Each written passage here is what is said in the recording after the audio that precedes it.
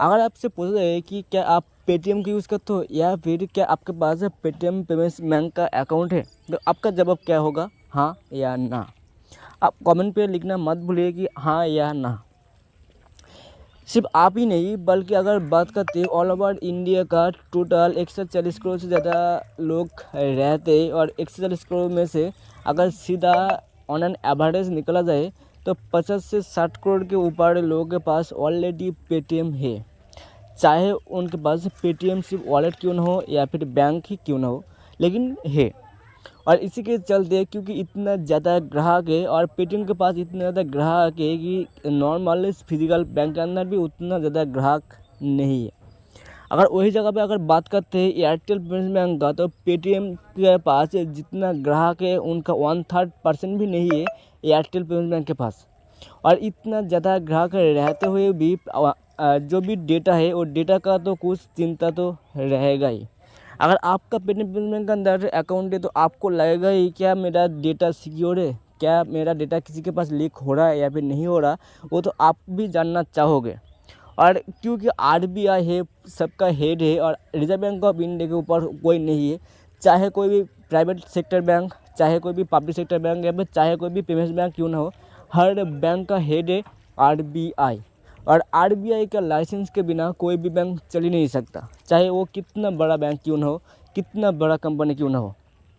और इसी के चलते ही आरबीआई की तरफ से साल पे या 1-2 बार हर बैंक के पास आईटी ऑडिट का रिपोर्ट मांगा जाता है।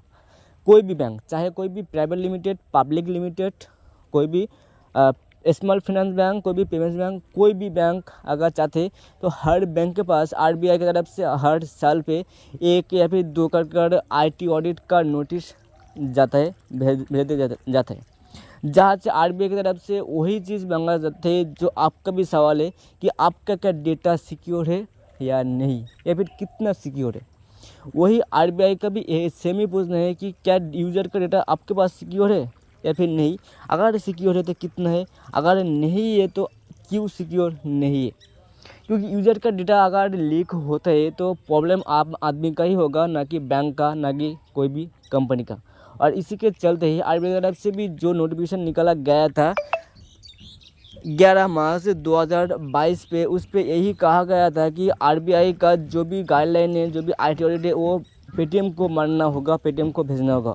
और इसी के तहत आरबीआई का जो भी आईटी ऑडिट है वो ऑडिट का जवाब देना होगा as earliest as possible.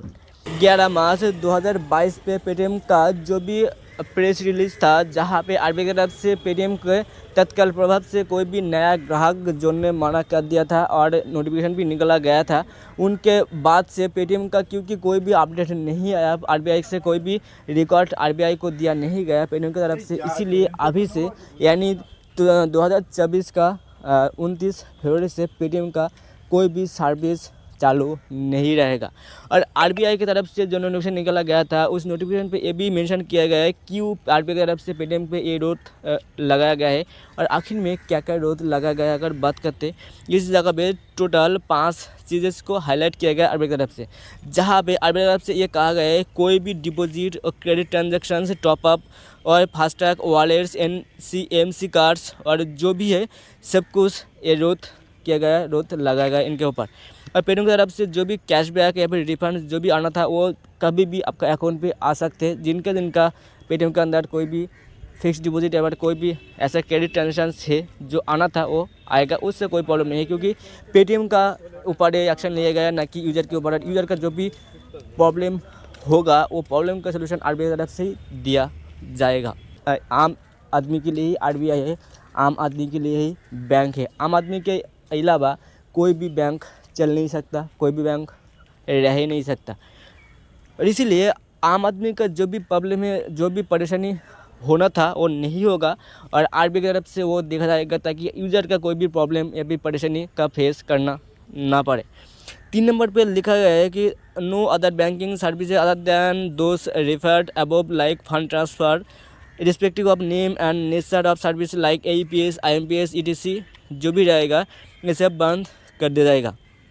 4 number पे आरबीआई की तरफ से कहा गया कि the nodal account of 197 communications limited and Paytm payments bank services limited are to be terminated at the earliest in the case of account later than February 29, 2024, यानी 2024 का 29 फरवरी के अंदर ही ये सब जितना भी डेटा है सब डिलीट होगा और यूज़र का कोई भी अकाउंट नहीं रहेगा और पेटीएम का भी कोई भी अस्तित्व ही नहीं रहेगा। हालांकि ये बात अलग है कि अभी आरबीआई की तरफ से विरोध तो किया गया है, ये जो पाबंदी तो लगाया गया है, लेकिन कुछ दिन बाद पेटीएम की तरफ से फिर से हो सकते ये जो डिटेल से फिर से ले आए, क्योंकि आरबीआई का जो गाइडलाइन है इन पे ये हर बार कहा जाता है कि आरबीआई का जो भी गाइडलाइन है, जो भी सेक्शन है, जो भी रूल्स है, सब वायोलेट जो भी करेगा उनके ऊपर एक्शन लिया जाएगा आरबीआई की तरफ से। और जो भी वायोलेशन होगा उस वायोलेशन को अगर वो ठीक कर पाते उन टाइम पीरियड के अंदर, तो उनका जो भी डेटा है फिर से रिवर्स कर दिया जाएगा, फिर से चालू कर दिया जाएगा। जो भी रोध है, जो भी बैंड है, बैंड फिर से हटाया जाएगा, क्योंकि आरबीआई एक बैंक का हेड है। जितने भी बैंक है ऑल ओवर इंडिया के अंदर हर बैंक का हेड है आरबीआई, यानी रिजर्व बैंक ऑफ इंडिया। और रिजर्व बैंक ऑफ इंडिया अगर चाहे तो एक सेकंड भी नहीं लगता कोई भी बैंक को बैन करना, एक सेकंड भी नहीं लगता कोई भी बैंक को बैन से हटाना। इसलिए आरबीआई कभी भी बैंक को हटा सकते, आरबीआई कभी भी बैंक को चालू कर सकते।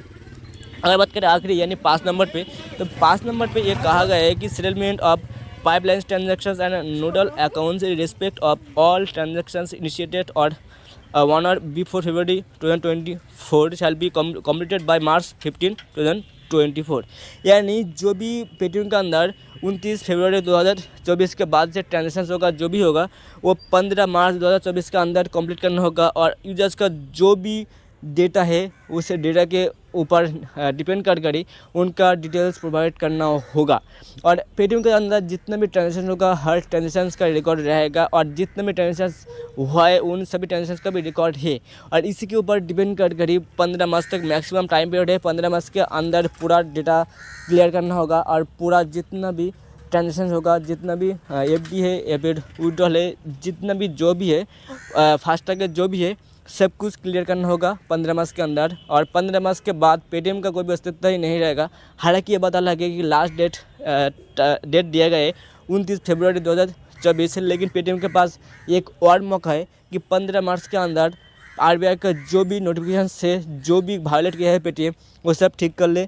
और अगर पेटीएम में कर पाते हैं कि 15 मार्च 2024 के अंदर आरबीआई का गाइडलाइन को ठीक तरह से फॉलो करते हैं और आरबीआई जो भी आईटी ऑडिट मांग रहे हैं वो आईटी ऑडिट अगर ठीक तरह से प्रोवाइड कर देते तो पेटीएम का बैन फिर से हट जाएगा, ये आशा करते हैं। यही तक वीडियो, यही तक अपडेट। और पेटीएम का अंदर जो भी प्रॉब्लम क्रिएट हो रहा है और जिन किन का पेटीएम पेमेंट के अंदर अकाउंट है हर किसी का अकाउंट हट जाएगा और जितने भी ट्रांजेक्शन है ट्रांजेक्शन भी चला जाएगा।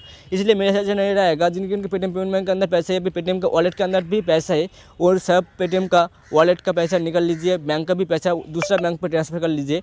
और अगर किसी का कोई भी एफडी किया हुआ है तो ये अगर कोई भी प्रॉब्लम होता है कि आप सोच रहे हो कि मेरा एफडी किया है और एफडी का पैसा क्या होगा, एफडी का पैसा कहाँ जाएगा, तो एक बात बता दूँ, पेटीएम का कोई भी खुद का एफडी का सेक्शन नहीं है। पेटीएम का अंदर जो भी एफडी किया होता है, जो भी एफडी का सेक्शन है वो सब इंडसइंड बैंक के अंदर टाइप किया हुआ है। यानी पेटीएम के अंदर जो भी आप एफडी करते हो वो एफडी इंडसइंड बैंक के अंदर होता है, ना कि पेटीएम के अंदर। और जो भी इंटरेस्ट रेट मिलते हैं, रेट ऑफ इंटरेस्ट जो भी दिया जाता है एफडी के अगेंस्ट 7% का इंटरेस्ट रेट, वो सब इंडसइंड बैंक का ही रेट ऑफ इंटरेस्ट है, ना कि पेटीएम पेमेंट के अंदर। इसलिए आप ये मत सोचना कि आपका एफडी है इसलिए आपका पैसा चला गया, आपका पैसा कहीं तक नहीं गया, आपका पैसा इंडसइंड बैंक के अंदर ही है, सेफ है, सिक्योर है। आप बाद में वो पैसा निकल सकते हो और आप इंडसइंड बैंक के अंदर जाकर एफडी को ब्रेक भी कर सकते हो, या फिर पेटीएम पेमेंट बैंक को बंद होने के पहले यानी 29 फरवरी 2024 के अंदर आप आपका एफडी को ब्रेक कर सकते हो, जो पेटीएम पेमेंट के अंदर ऑटोमेटिकली आ जाएगा और बाद में वो पैसा को आप निकल सकते हो 29 फरवरी से पहले।